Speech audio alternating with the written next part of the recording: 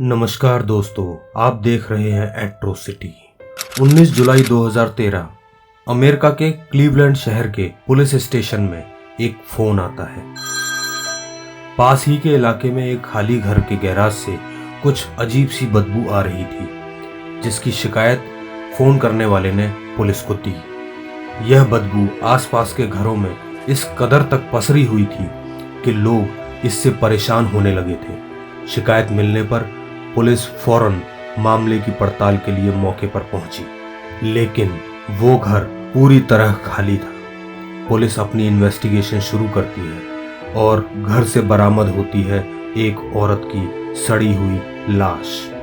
जुर्म की दुनिया में आज बात होगी बेइंतहा नफरत करने वाले एक ऐसे सीरियल किलर की, जिसने कई औरतों को दहशतनाक तरीके से मौत की नींद सुला दिया।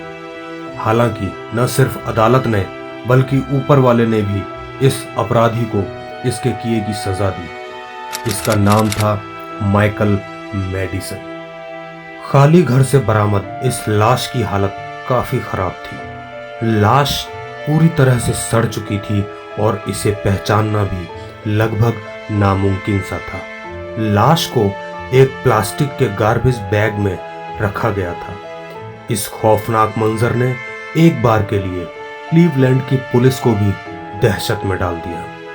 अब पुलिस अपनी पड़ताल को जारी रखती है और घटना के दूसरे ही दिन उस घर से बरामद होती हैं 2 और लाशें। ये लाशें भी बुरी तरह सड़ चुकी थीं और इन्हें भी उसी तरीके से गार्बेज बैग में रखा गया था। घर के बैकयार्ड और बेसमेंट में मिली इन लाशों की जांच से पता चलता है कि ये लाशें भी 2 औरतों की ही थी।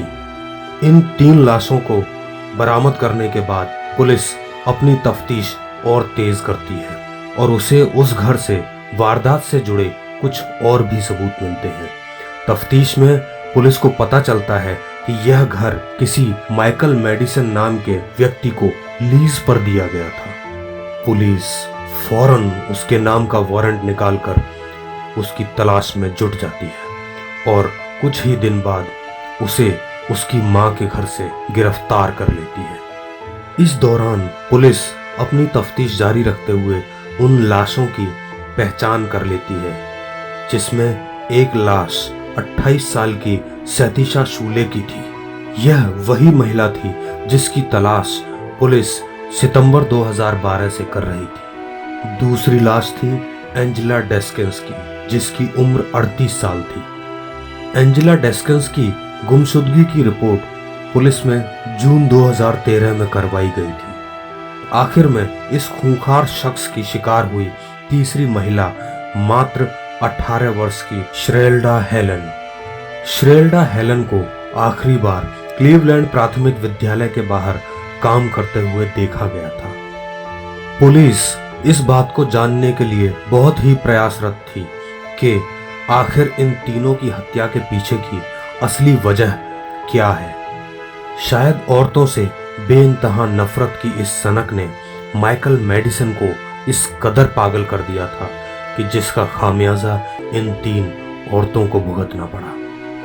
पुलिस ने जब माइकल मेडिसन के बारे में तफसील से जानकारी निकालना शुरू की तो पुलिस को पता चला कि उसका जन्म 15 अक्टूबर 1977 को डायने मेडिसन और जॉन बॉडविन के घर एक आकस्मिक गर्भावस्था के कारण हुआ था।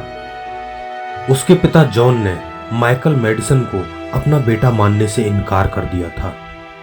माइकल का बचपन भी काफी मुश्किलों में गुजरा था।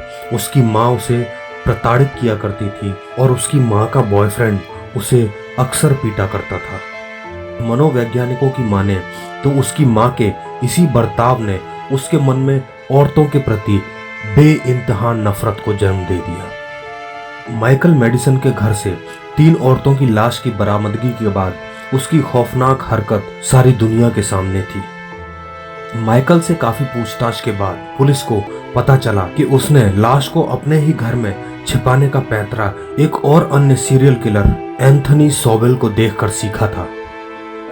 अब अदालत में पेशी और ट्रायल का दौर चला।